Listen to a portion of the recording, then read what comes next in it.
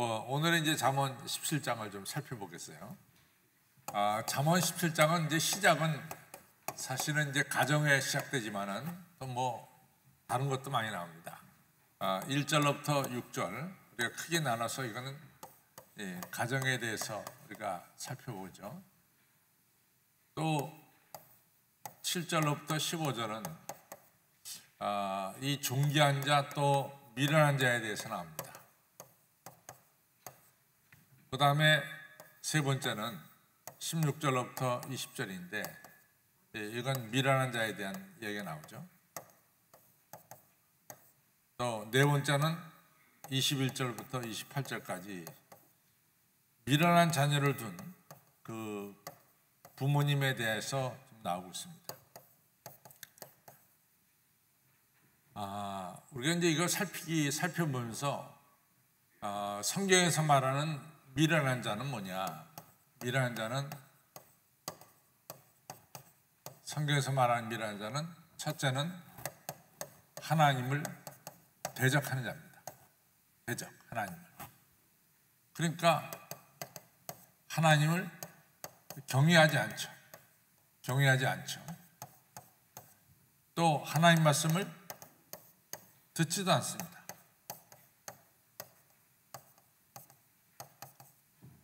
듣지 않아요. 그러니까 악을 행할 수밖에 없죠. 그러나 이같이 지혜로운 자는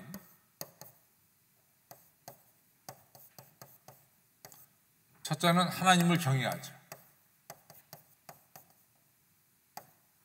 두 번째는 하나님 말씀을 듣는 자입니다.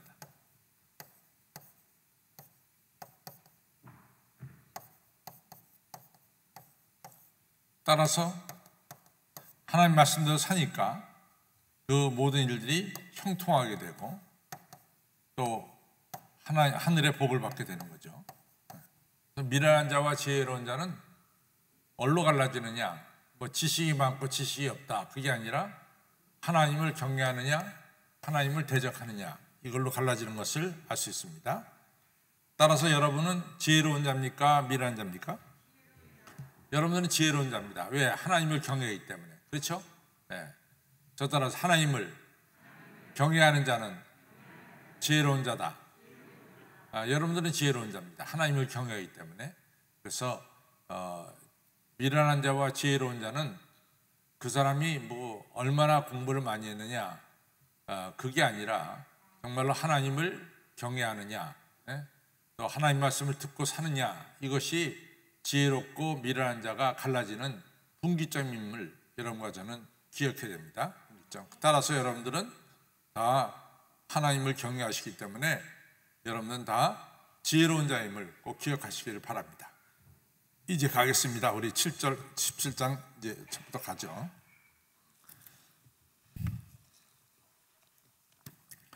첫째 이제 가봅니다. 자, 마른 떡 한 조각만 있고도 화목하는 것이 육선이 가득하고 다투는 것보다 나으니라. 마른 떡 한 조각과 육선이 가득한 이런 이 진수성찬을 차리는 집과 마른 떡 한 조각만 있는 가나안 집 사이에 대조를 이루고 있죠. 그러나 마른 떡 한 조각을 가지고도 화목하는 화평한 집안이 진수성찬을 가지고 먹는 집보다 낫다. 이렇게도 이해가 되고 또 하나는 이 하나님께 제물을 바칠 때 하나님께 예물을 바칠 때 여러분 사렙다 가보는 마지막 남은 그 빵으로 엘리야를 대접했습니다. 그렇죠? 또 예수님께서 성전에서 엽전두입을 성전의 궤에 넣는 것을 예수님께서 보시고 참 자기 전체를 바쳤다. 그러니까 헌금의 양이 중요한 게 아니라 더 중요한 것은 헌금을 드리는 자의 마음의 자세입니다. 잔뜩 그 집안에서 많은 재물을 하나님께 바치지만도 서로 형제들끼리 싸우면서 바치는 것은 그것은 전혀 이같이 이롭지 않다. 그것은 올바른 것이 아니다. 이런 중요한 뜻이 여기 들어 있습니다. 물론 여기에 이제 단편적으로 이렇게 얼른 보면은 가난하지만 평화로운 집이 진수성찬을 차리고 먹지만 싸우는 집보다 낫다. 이렇게 이제 우리가 평면적으로는 일절이 이렇게 이해가 돼요.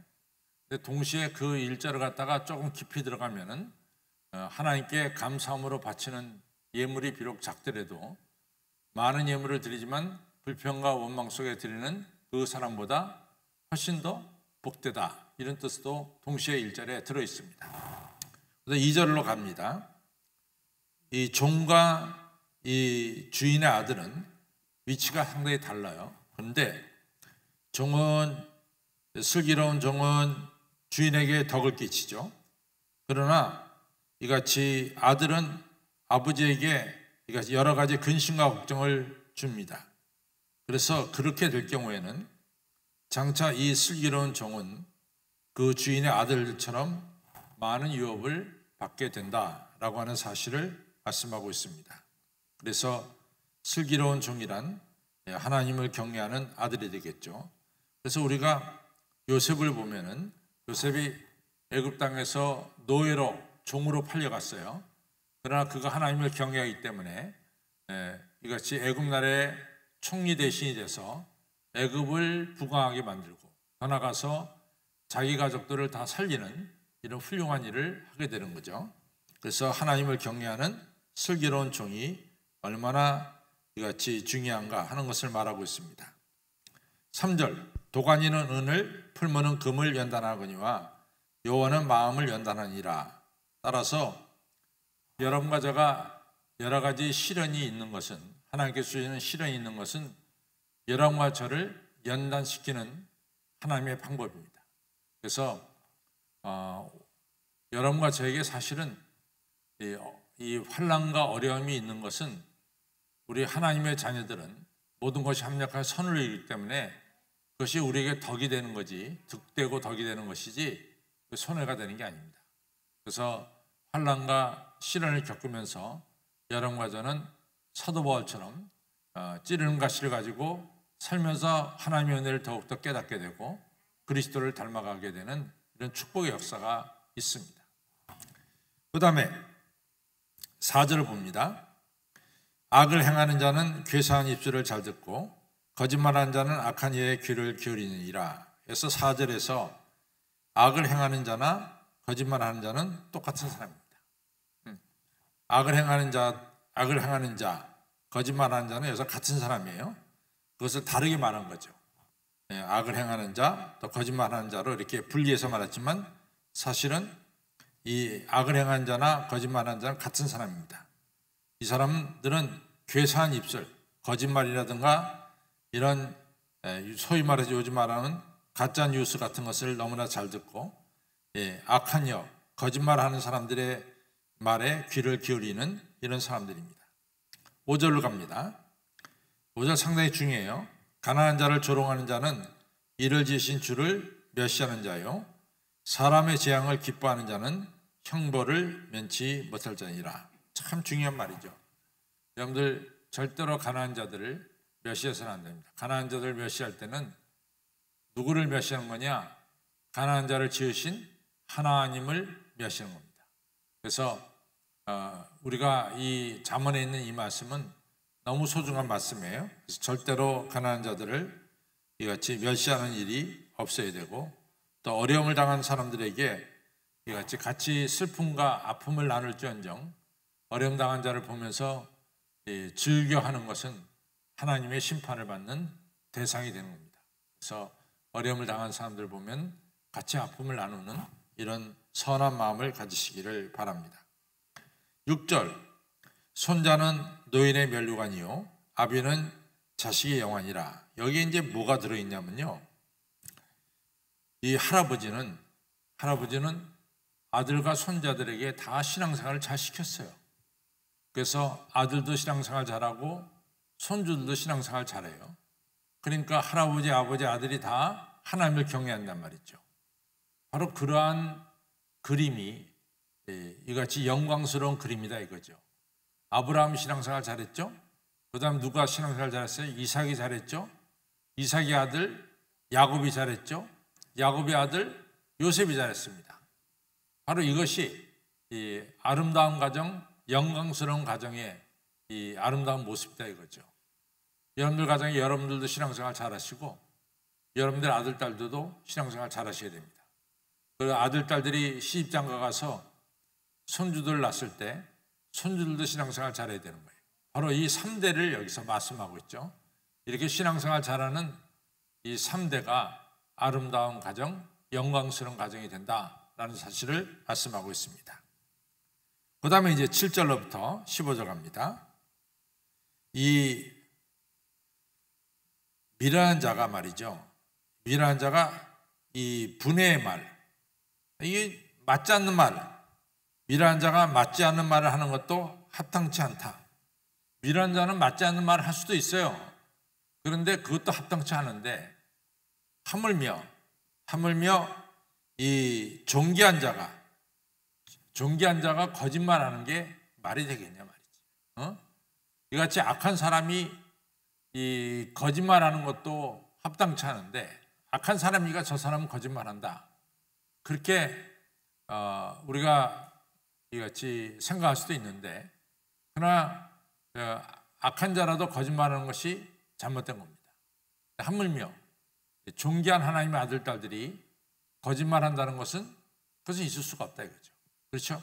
바로 그 얘기입니다. 그래서 우리 지혜로운 자는 거짓말해서는 안 된다. 이 8절은 잘 해석해야 돼요.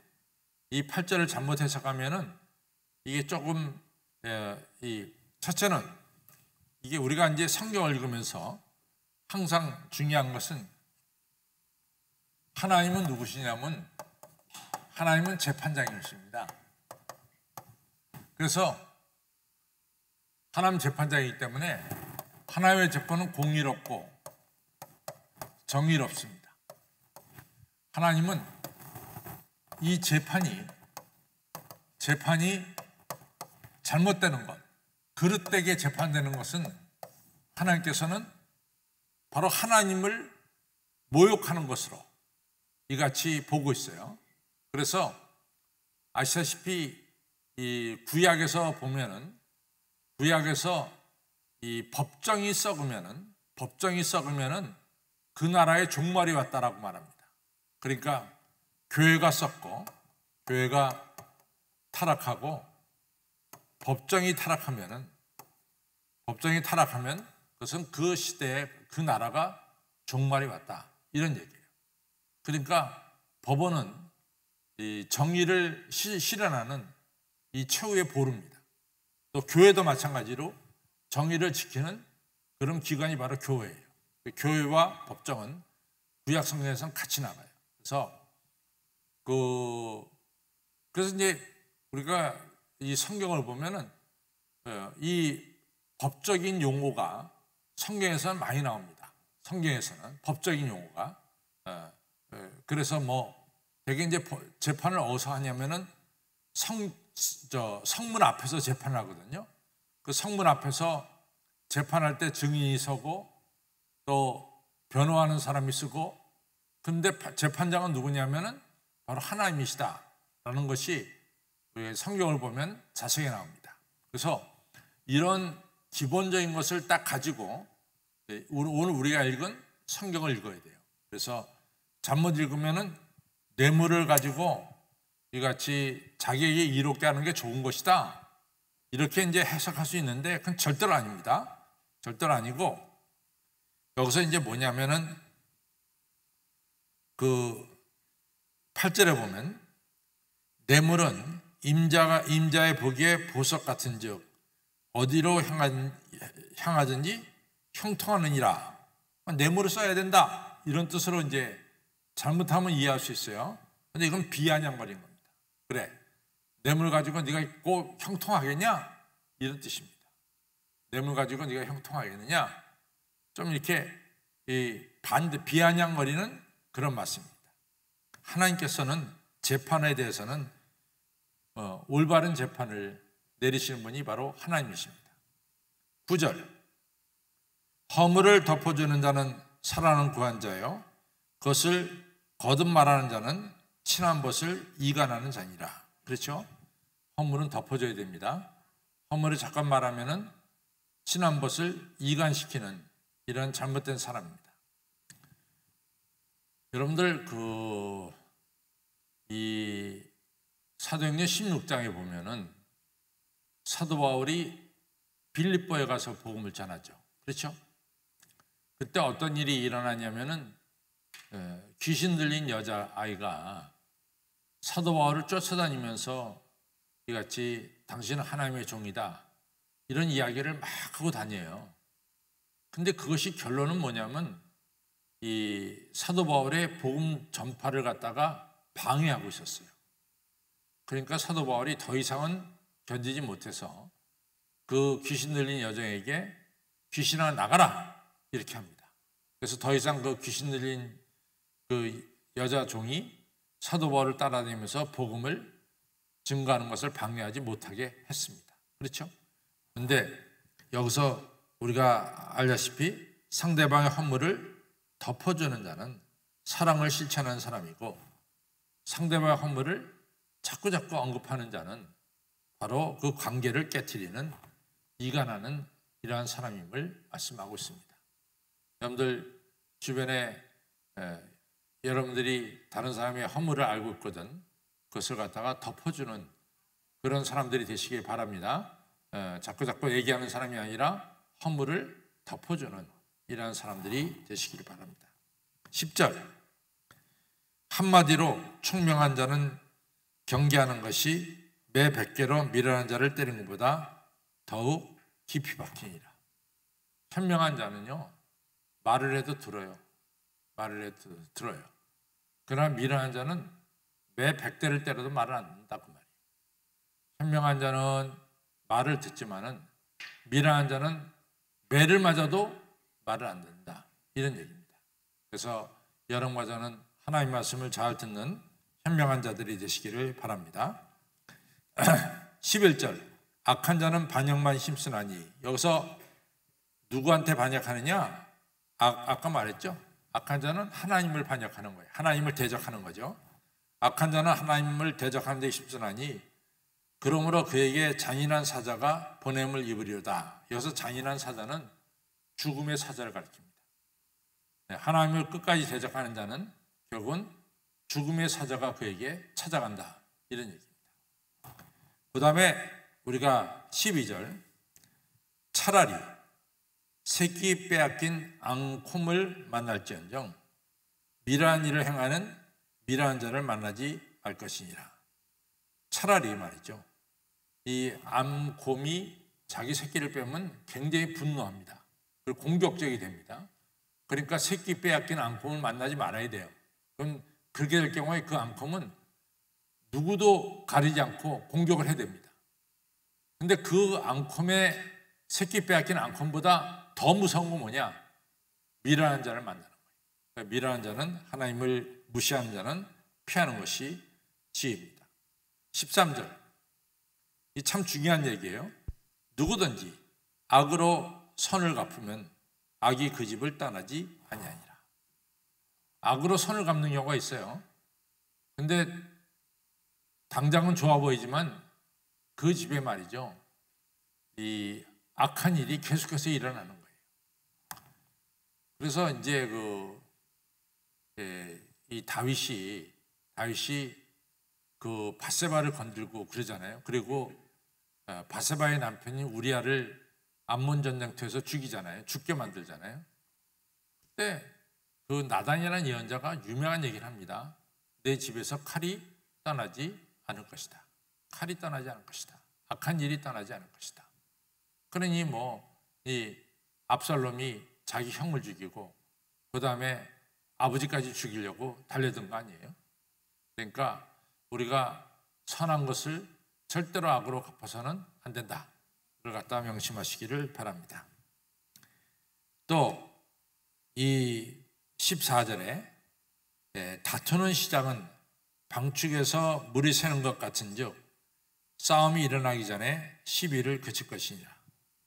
그러니까 물이 싸움한다는 것은 마치 뚝이 터지는 것처럼 다 모든 것을 망쳐놓는다라는 사실이에요. 그래서 중요한 것은 절대로 싸움하면 안 되고 평화를 만드는 이러한 사람이 되어야 됩니다. 제가 언젠가도 한번 지난주인가 내가 한번 그런 얘기를 했죠. 제가 살던 동네에서 이제 가까운 데가 이제 신솔동에 대강고등학교가 있는데 그 대강고등학교를 어느 교회가 세웠냐면은 영락교회가 세웠어요. 그래서 영락교회가 대강고등학교에 이제 저건데, 근데 그 옛날에 60년대만 하더라도 대강고등학교가 가지고 있는 이 강당이 그 당시에 별로 없었어요. 근데 그 당시에 60년대 대강고등학교 강당이 잘 지어졌습니다. 지금 보면 뭐 별로 안 그런데 그때는 60년대 시대에는 괜찮게 지어진 강당이었어요. 근데 그 강당에 한 달에 한 번 또는 뭐 1년에 몇 번 이 한경진 목사님이 오셔서 이 사경회를 했어요. 근데 제가 어렸을 때 이제 그 사경회에 참여했는데 저는 지금도 잊혀지지 않은 말이 있습니다. 그것은 뭐냐면은 그 당시에 이제 강남이 없을 때니까 영락교회가 크게 부흥될 때인데 다른 사람들이 와서 자기한테 묻는데요. 한경진 목사님께 어떻게 그렇게 교회가 부흥됩니까? 그때 한 목사님이 대답하는 대답은 딱 하나래요.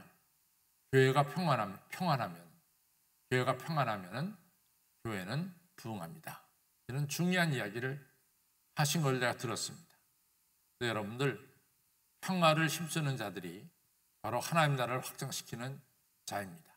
그러나 싸움을 일으킨 자는 하나님의 나라를 이같이 확장시키지 못하는 거죠. 그렇죠? 그래서 평화에 힘써야 될 줄로 믿습니다. 저 따라 평화를 힘쓰는 자는 하나님 나라를 확장시키는 자다. 믿습니까? 믿습니까? 네, 그 평화를 만드는 것이 너무 중요하죠. 자, 또 갑시다. 그래서 싸움은 뚝을 터뜨리는 거와 똑같다. 이런 얘기를 하는 거죠. 그 다음에 아까 제가 하나님은 재판에 대해서 예민하다 그랬어요. 재판에 대해서. 그래서 여기 또 한 번 나옵니다. 15절에 악인을 의롭다 하며 의인을 악하다 하는 이 두 자는 다 여호와의 미워하심을 입느니라. 그러니까 이 사람들은 다 재판을 그릇되게 하는 거죠. 악인을 의롭다고 말하고 의인을 악하다고 말하는 것은 공정한 재판이 아니죠. 잘못된 재판이죠. 하나님의 이 올바른 재판을 이 사람들이 그르치는 거예요. 그래서 하나님께서 이렇게 재판하는 자들을 미워하느니라 라고 말씀하고 있습니다. 나중에 똑같이 이런 이야기가 계속해서 나옵니다. 또 16절을 보겠습니다. 16절을 보면은, 자, 16절을 보면 미련한 자는 무지하거늘 손에 갑을 가지고 지혜를 살해하면 어쩌민고.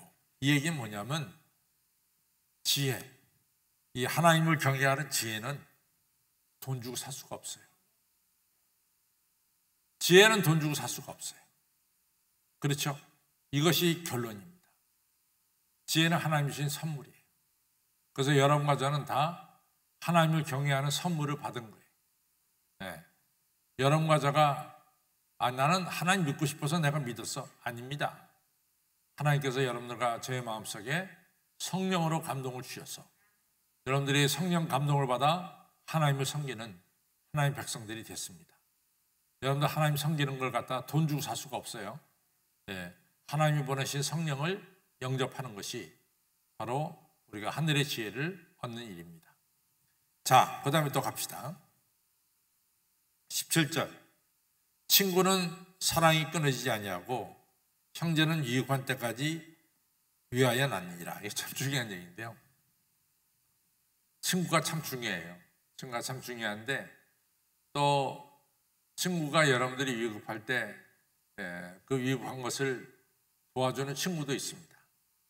그런데 이제 대개 친구는 우정을 위해서 있고 또 형제들은 환난 때를 위해서 있다. 이런 거예요. 그래서 환난을 당했을 때 누가 돕느냐?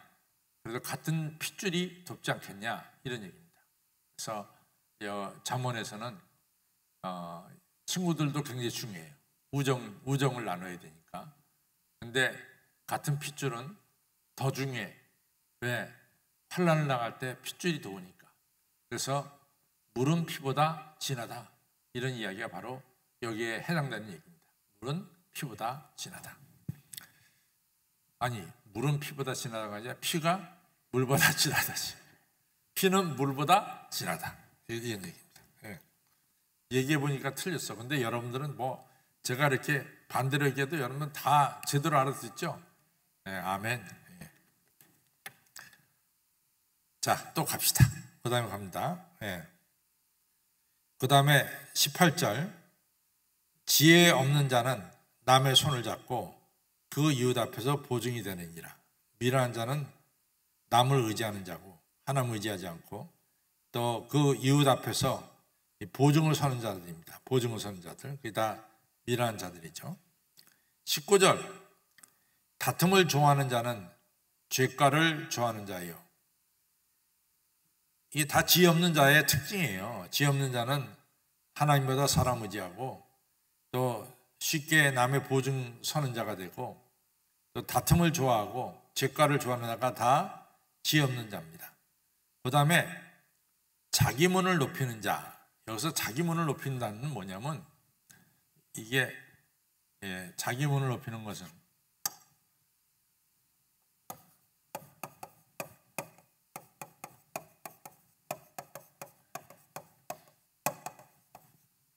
자기 문을 높이는 자는 뭐냐면 이게 문이 집이에요. 그럼 자기 집을 높이는 자는 뭐냐? 교만한 자입니다. 자기를 내세우는 자죠. 그래서 여기서 미련한 자는 이같이 교만한 자를 가리킵니다. 그래서 여기서 우리가 읽어보면은 이 자기 집을 높이는 자는 결국은 하나님의 심판을 받을 수밖에 없다. 20절 보겠습니다. 마음이 사특한 자는 복을 얻지 못하고 혀가 패역한 자는 재앙에 빠지느니라. 마음이 사특한 자, 악하고 독한 마음을 가진 사람은 절대로 복을 받지 못합니다. 또 혀로 거짓말하고 남에게 상처를 주는 자는 결국 스스로 재앙에 빠지고 마는 겁니다. 21절부터 이제 미련한 자를 둔 부모의 근심을 말합니다. 미련한 자를 낳은 자는 근심을 당하나니 미련한 자의 아비는 낙이 없느니라. 미련한 자는 하나님을 떠나서 하나님을 대적하는 자입니다. 이런 자들은 결국은 이 부모님에게도 큰 손해를 끼치고 또 사회에서도 수치를 당하게 만든다 이거죠. 22절 우리 이건 다 외워야 됩니다. 시작. 마음의 즐거움은 양약이라도 심령의 근심은 뼈로 마르게 하느니라. 그러니까 마음의 즐거움이 있어야 돼요. 마음의 즐거움은 양약이라도 심령의 근심은 뼈를 마르게 하느니라. 그렇죠? 그래서 항상 주 안에서 즐거워하시길 바랍니다. 기쁨을 얻는 비결 중에 하나가 찬송가를 부르는 거예요. 찬송가. 찬송가처럼 중요한 게 없어요. 찬송가를 여러분들이 힘차게 부를 것 같으면 마음에 기쁨이 생기고 하늘의 새 힘이 여러분들에게 임할 줄로 믿습니다. 그러니까 찬송가 열심히 부르시기 바랍니다. 찬송가 부를 때 그냥 뭐 이렇게 부르는 게 아니에요. 그냥 열심으로 아주 그 구절구절마다 열심으로 힘차게 찬송가를 불러야 돼요. 제가 이번에 체험했다고 그랬잖아요. 체험했다고. 제가 이제 3개월 반을 가 있는 동안에 제가 이제 서울에 있으면 매일 새벽에 우리 교회에서 아침에 적어도 찬송가 2장을 다 부르잖아요. 부르면서 시작을 하는데 이제 기숙사다 보니까 다 옆에 방들이 붙어 있으니까 이게 뭐 또 우리는 새벽 처질이 되나 가지고 아주 어딜 가나 새벽 한 3시 반이면 일어나 가지고 성경 읽고 기도하는데 그 새벽에 찬송가를 부르고 싶은 마음이 굴뚝 같은데 다른 사람들 다 깨울까 봐 그런 건 못 하겠고 그리고 또 한국교회 가면 찬송가를 불러서 좋은데 또 그렇지 않은 주일에는 또 바로 안셀모 산 안셀모 장로교회 가서 예배드리는데 너무 마음이 허전해요. 그래서 제가 교회에다가 연락을 했어요. 우리 장유성 목사님 있는데 찬송가 좀 USB에다 담아다가 나한테 보내라. 그 찬송가가 왔어요. 차에다 딱 꽂고 아침에 이제 운전한 찬송가 나오는데 얼마나 눈물이 나는지 너무 감사해요. 찬송가가 난 그렇게 힘이 되고 그리고 우리에게 소망을 주고 기쁨을 주는 것 다시 한번 체험을 했습니다. 여러분들 찬송가 시간에 그냥 설렁설렁 부르지 마시고 찬송가 가사 하나를 딱딱 박아가면서 열심히 찬송가 부르시기 바랍니다. 찬송가 얼마나 큰 은혜가 되는지 모릅니다. 그래서 마음의 기쁨을 가지시기 바랍니다. 그 다음에 또 우리 보겠습니다.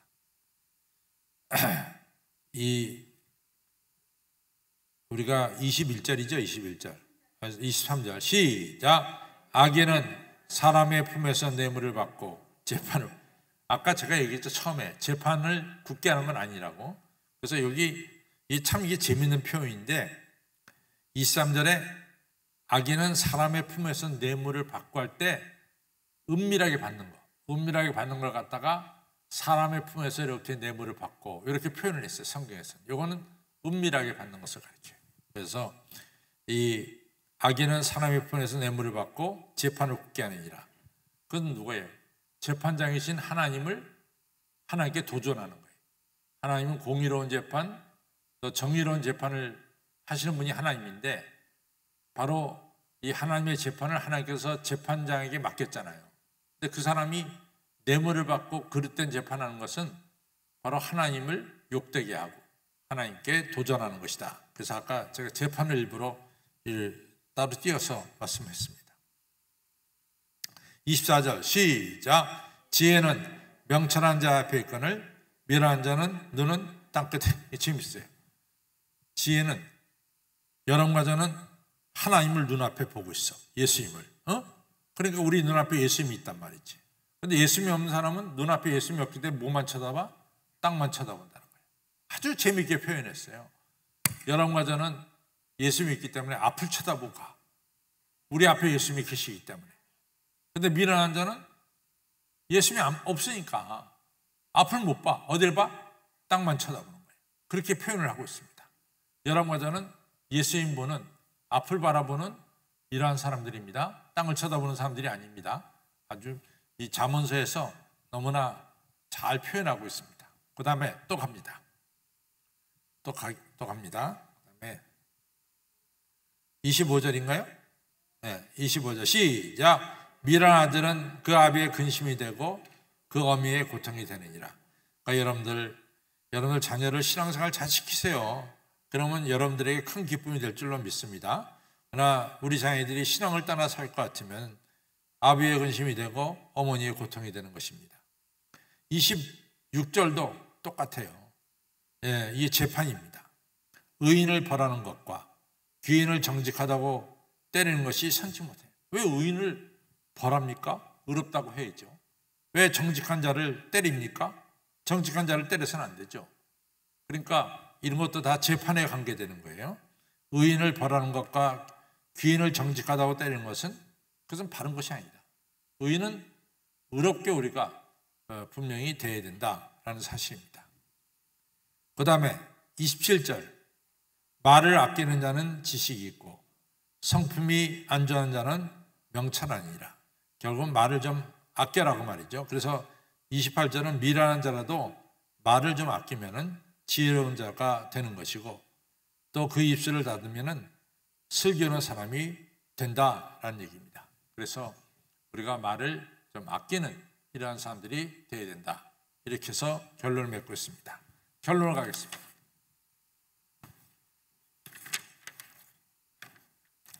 결론 시작. 아무리 부유해도 다투는 가정에는 행복이 없습니다. 그런데 소득이 적어도 하나님에 감사하는 가정은 평화를 누리는 것입니다. 하나님의 자녀는 분노를 떠나고 거짓말을 버려야 됩니다. 그리고 미련한 사람은 늘 하나님께 반역하는 것입니다. 그런 사람에게 하나님은 무서운 심판을 내리십니다.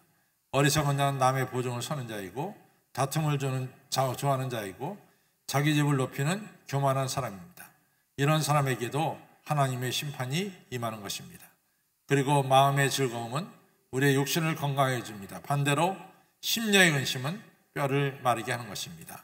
성도 여러분, 하나님을 경외함으로 하나님 주신 지혜로 가정의 평화와 정직한 언어 생활과 겸손함으로 하나님이 주시는 기쁨의 축복 그리고 정기에 되는 축복과 은총을 받으시는 성도님들이 되시기를 주님의 이름으로 축원합니다.